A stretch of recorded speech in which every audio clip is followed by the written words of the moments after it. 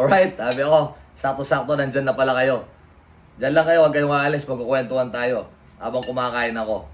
Dahil meron na pumunta dito or bigay ng solicit letter sa akin nung nakaraan, mga matagal-tagal na. Like, May pa yata, May, June or July yon.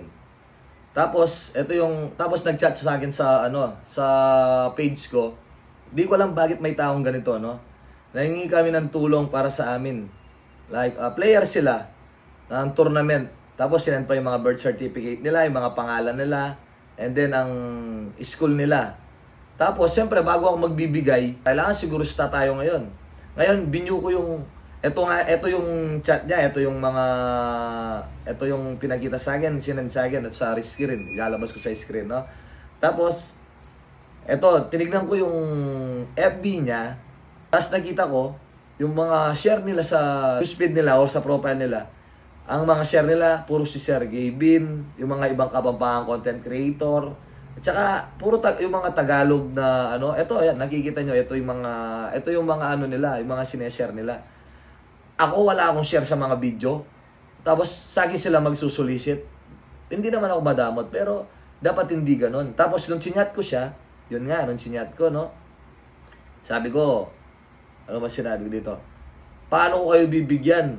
Kahit isa sa mga post ko, wala kayong share. Haha, pasensya na. Sabi ko, pasensya na, abe ako. Tapos, pero nakapalo naman kami sa'yo, sabi nila. Pero bakit may mga taong ganito, no? O pagkatapos noon, binlock na ako. O, di ba? O, halimbawa, tinulungan ko, nagpadala ako ng GCash. O, maliit na halaga. Tapos sasabihin nila noon, ano sasabihin nila? Si Babsoy, nag-GCash sa akin. Diyos ko, magkano lang. Di ba? Kasi may pumunta rin dito, nag-solicit sa ibang content creator. O, siyempre ako, tatanong ko, kanino na ba kayo galing? Galing na kami po kay, ganito. O magkano binigay? 200 lang.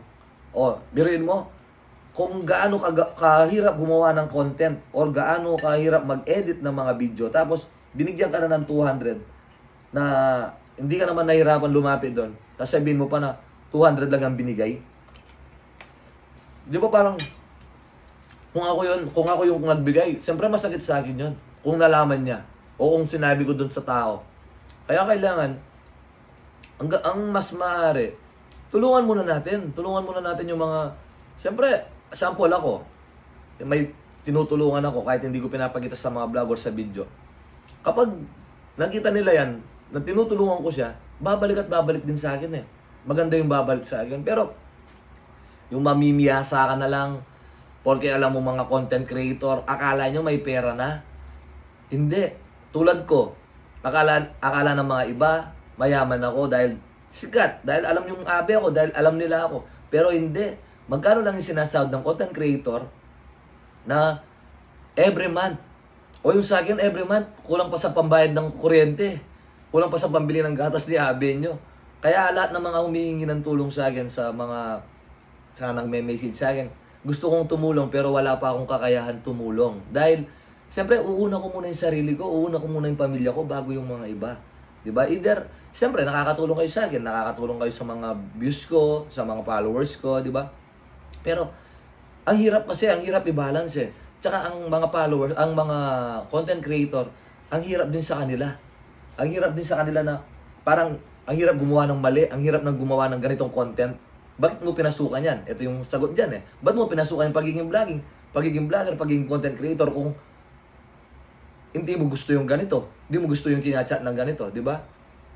Hindi naman ganoon eh. Hindi naman mga ibang content creator hindi naman ginusto na mapunta sa ganito. Like ako, hindi ko naman expect na mapupunta ako sa content creator.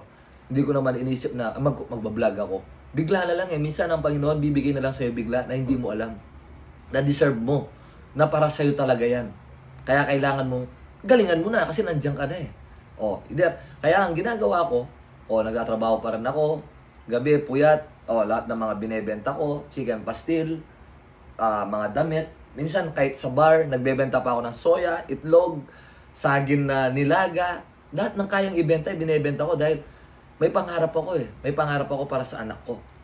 Kaya, hindi lang ako na umaasa sa vlog, hindi ako umaasa sa sahod sa vlogging, Hindi. Kapag umasa ako sa sahod sa vlog, masisira ang utak mo. Minsan, yung 100,000 views, magkano lang yung sasahurin? $1. $1 lang yun, ha? Sa 100,000 views. O, anong mapapakain ko sa pamilya ko kung doon ako aasa sa vlogging? Ang ginawa ko, ini-endorse ko yung sarili ko. Ini-endorse ko yung mga binibenta ko. Ganun lang naman eh.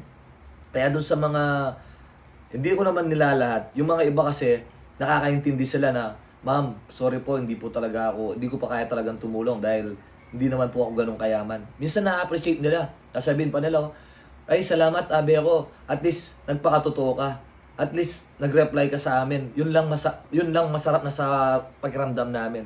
Pero yung iba, tignan mo, nag-reply ako, pasensya na, hindi ako makakapagbigay. Hindi. Tapos iba-block ako.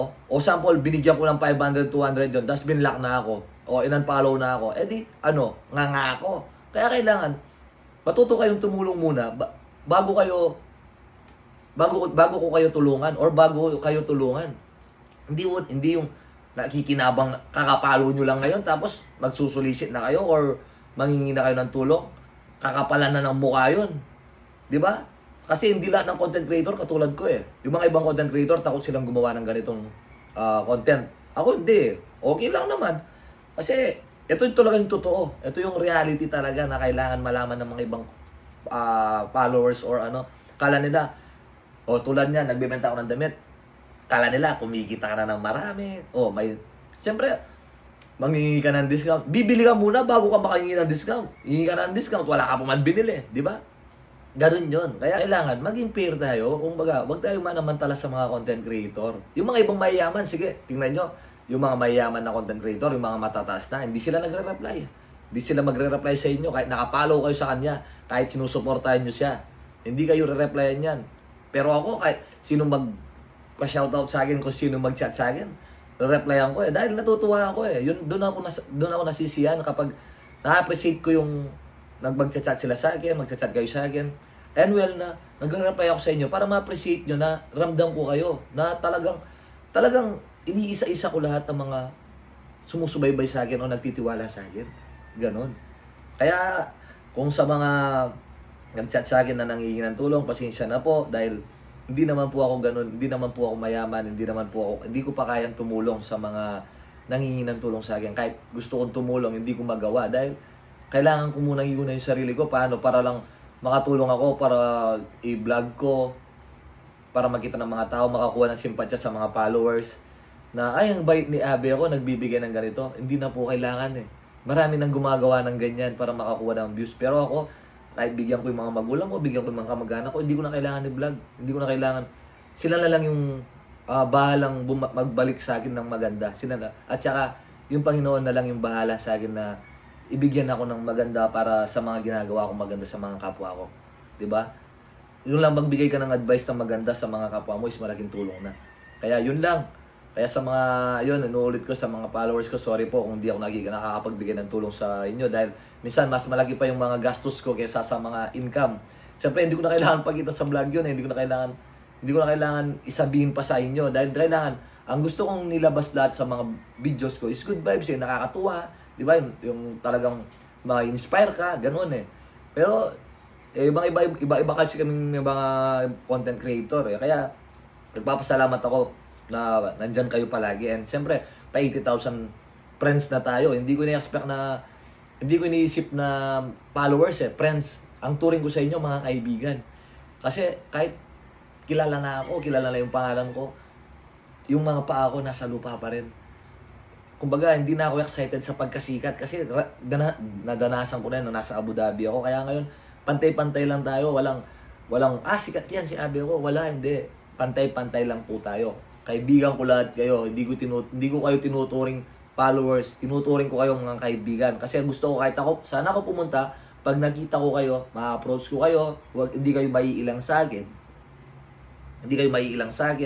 Yun ang gusto ko. Ayaw ko yung, ay, si Abe ko. No, hindi. Sigawan mo lang akong Abe ako, sisigaw din po ako ng Abe ako sa inyo. Kaya ingat kayo po palagi. Maraming salamat. Ready from Babsoy at saka siyempre sa Abe ako Motovlog. Ingat po tayong lahat. God bless. Peace.